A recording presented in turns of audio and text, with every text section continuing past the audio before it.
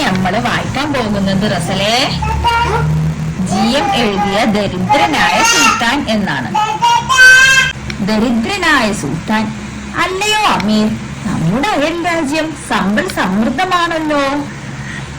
റബ്ബേ, അയൽ രാജ്യം ആക്രമിക്കാനുള്ള ആർത്തി, ഈ സ്വഭാവം മാറ്റാൻ എന്താണൊരു വഴി? രാജ്യങ്ങൾ ആക്രമിച്ചു കീഴടക്കി സ്വന്തം രാജ്യത്തോട് ചേർക്കുന്നതിൽ ഉത്സാഹിച്ചിരുന്ന സുൽത്താൻ അങ്ങനെ മറ്റൊരു രാജ്യം കീഴടക്കാൻ പടനയിച്ചു.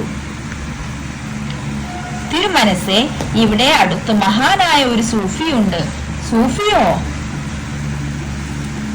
അതെ, അദ്ദേഹത്തിന്റെ പക്കൽ വിശേഷപ്പെട്ട ഒരു രത്നമുണ്ട്. രാജ്യത്തു ഐശ്വര്യം വരുന്ന മാന്ത്രിക നിധി. ലോകത്തിലെ ഏറ്റവും ദരിദ്രനായ ഒരാൾക്ക് മാത്രമേ പക്ഷെ സൂഫി അത് രത്നം നൽകുകയുള്ളൂ. അത് കൊള്ളാമല്ലോ. എന്തായാലും നമുക്ക് അദ്ദേഹത്തെ ഒന്ന് സന്ദർശിക്കാം. മറ്റെന്തെങ്കിലും ലഭിക്കാതിരിക്കില്ല. അങ്ങനെ സുൽത്താൻ സൂഫിയുടെ ആശ്രമ മുറ്റത്തെത്തി. അസ്സലാമു അലൈക്കും മഹാനവർകളെ. വലൈക്കും അസ്സലാം സുൽത്താൻ തിരുമനസ്സേ. സൂഫി സുൽത്താനെ സ്വീകരിച്ചു. വിശേഷപ്പെട്ട ആ രത്നം അദ്ദേഹത്തിനു നേരെ നീട്ടി. ഈ രത്നത്തിന് അങ്ങ് മാത്രമാണ് അർഹനെന്ന് നമുക്ക് ബോധ്യമായി.